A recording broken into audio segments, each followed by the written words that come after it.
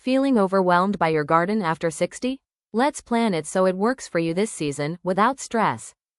In this quick guide, we'll walk through 6 simple steps: evaluating your garden, mapping your layout, choosing plants, rotating crops, preparing soil, and making your garden easier to maintain.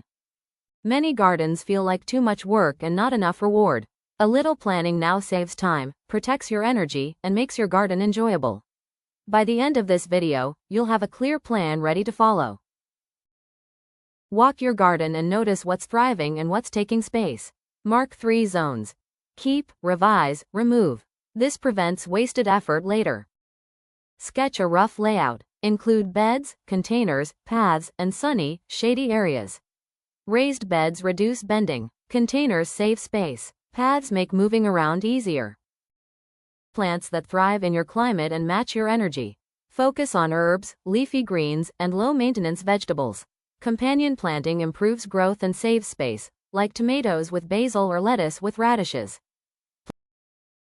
Divide your beds into zones. Move leafy greens, root vegetables, and legumes to different zones each season. Even one rotation per year protects soil and reduces pests. Test soil pH and drainage. Add compost or organic amendments where needed.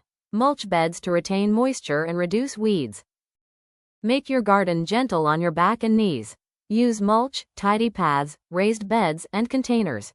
Create a seasonal planting plan with achievable goals. Start small with a few high-reward areas. We hope this helped make your garden planning a little easier. If you found this helpful, subscribe so you don't miss the next weekly gardening video here at Blueberry Hill Creatives. We'd love to hear from you. What is the first thing you plan to grow this season?